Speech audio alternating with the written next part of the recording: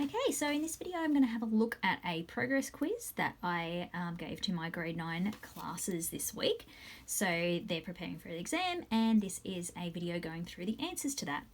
So the first question is to find the distance between 2 points on a line, 2 coordinates. And so I have put the distance formula there for them to use. Now in the exam they will be given the distance formula. So that will be there to assist. To start with, we want to put our x1, y1, x2, y2 above the coordinates so that we know what to put into our formula. So if it wasn't already written there, I would write my formula first. Then I would put in what I'm going to put on my calculator. So y2 minus y1, so I've got 9 take away 5, that's going to be squared. Then 3 take away 1, that's going to be squared. Now I can type that directly into my calculator, so if you're using the green calculators it works the same on there. So we're going to put our square root sign first and then we're going to put everything inside. So I'm going to type it exactly as it is on the page, so bracket 9 take away 5 squared plus bracket 3 take away 1 squared, and then press enter. On the green calculators it will come up with a surd form first and you'll just press that little arrow button to change it to the decimal. So 4.47 is our answer for that one, so just rounding to 2 decimal places. The next one, we've got the midpoint.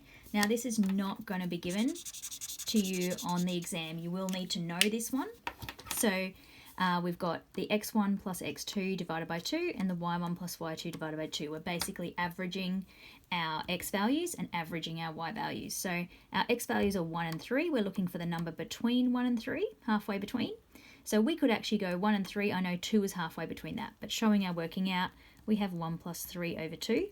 And then our y coordinate is going to be halfway between 5 and 9, which we know is 7, but we're going to show that with our working out there. So when we do 1 plus 3, we get 4, divided by 2 is 2, and 5 plus 9 is 14, divided by 2 is 7, which we knew from observing that. Then our gradient. Again, this one is one you are going to need to learn for your exam. You're not going to be given this rule in the exam. So our gradient between 2 points is y2 minus y1 over x2 minus x1. So when we put that in, we're going to do 9 take away 5 over 3 take away 1. We could have put our x1, y1, x2, y2 over the top there, but we have labelled that same coordinate at the top of the page as well. Now 9 take away 5 is 4, 3 take away 1 is 2, so our gradient is 2. The next question asks us to use our y equals mx plus c. That won't be given to you on the exam. You're going to need to know that. So if we've got our equation here, our gradient and our y-intercept, so you might want to note down that your gradient is m, your y-intercept is the c. Our gradient here is 3. A lot of times students want to write 3x, but it's the coefficient of the x term, so we're only writing the 3. And then our y-intercept is the minus 5. So if there was a plus there, it would be positive 5. We've got a minus, so it's minus 5 or negative 5. Coming up to the next set of questions on the next side of the page, we've then writing the equation. So if we're given the gradient and the y-intercept, then we can write our y equals 3x plus 2, because we know that y equals mx plus c. That's our m, that's our c. The next one's a little bit trickier because we have to solve for something here. So we're told the gradient is 2, so straight away we can write y is equal to 2x plus c. Then we have to use the other piece of information, the 1, 5, that will help us to find out what the c is. So we're going to put in where we see our x, we're going to write 1, and where we see our y, we're going to write 5. So we're going to write 5 is equal to 2 times 1 plus c. 2 times 1 is 2. So 2 plus something gives me 5. The c must be equal to 3. And lastly, we need to finish it off and put it back into that y equals mx plus c form. So we know that our gradient is 2, so that's 2x. We've just worked out our c is 3. So we write our answer there, y equals 2x plus 3. Question 7 is getting us to complete a table of values and then graph a linear function. So we're looking at our table of values we have here. We've already been given some numbers in there for our x's, so we don't have to come up with our own. You might be asked to do it and make up your own table. You just want some negatives and some positives and a 0. and then we're using this to work out what the y values are. So if we've got y equals 3x take away 5, we're doing 3 times negative 2 is negative 6, take away 5 is negative 11. 3 times negative 1 is negative 3, take away 5 is negative 8. 3 times 0 is 0, take away 5 is negative 5. 3 times 1 is 3, take away 5 is negative 2. And 3 times 2 is 6, take away 5 is 1. What you'll notice in that table, as we go across 1, we are going up 3 each time. And that's why that's how that 3 works there for our gradient. And our y-intercept when x equals 0 is negative 5. So we see that on our table as well. Now we're going to plot those points. So negative 2, negative 11 is going to come down here. Negative 1, negative 8 is going to be there. 0, negative 5 is here. 1, negative 2 is there. And 2, 1 is there. Then I'm going to grab a ruler. So make sure you've got your ruler for the exam. And join them with a nice straight line.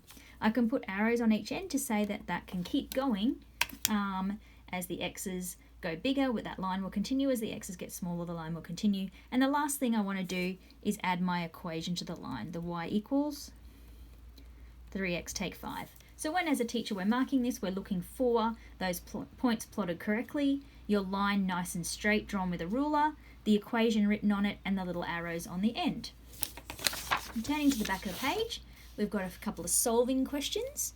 So in the first one, we're solving when there's variables on both sides. Now, when we do these questions, there are a few different varieties of ways that you can solve it. So I'm just going to show one here. You will always end up with the same answer depending how you go. So I'm going to go with subtracting my 2 to start with. You could have subtracted 8. You could have subtracted 3x. Lots of different options. I'm going to take away 2, which gives me 3x plus 6 is equal to 5x. Now I'm going to take away 3x because I want to leave the 6 on its own there, and there's more x's on this side. So I'm going to take 3x, and I'm left with 6 is equal to 2x. Then to find out what 1x is equal to, I can divide by 2. So I get x is equal to 3. I can then go back and check that to make sure it works. So I can say 3 times 3 is 9, plus 8 is 17. Or 3 times 5 is 15, plus 2 is 17, so I get the same answer on both sides. For part B, I want to expand my bracket first. So I want to make that 2a plus 6, because 2 times a is 2a, and 2 times 3 is 6. Then I'm going to start solving. So I'm going to take away 6, and I get 2a is equal to 3, and then I'm going to divide by 2. And I get a is equal to 1.5. So we don't always have to have a whole number. Then this one here, I need to expand both of those sets of brackets first before I start solving. So 4 times a is 4a, 4 times 3 is 12, 3 times a is 3a, and 3 times 2 is 6. Then I'm going to start my solving. So I'm looking and I've got more a's on this side than that side. So I'll want to get my a's on this side and my numbers over the other side. So I'm going to take 12 to start with. So I get 4a is equal to 3a take away 6. Then I'm going to take 3a from both sides. So I'll get a is equal to negative 6. Obviously you could have done that in a slightly different order and you would have still got to the same answer. Number 9 is just completing the index laws. So it's not even having to answer any questions, you're just saying what those index laws are. So a to the m times a to the n is a to the m plus n. When we are multiplying with the same base, we add the indices. When we're dividing with the same base, we subtract the indices. So we have m take n.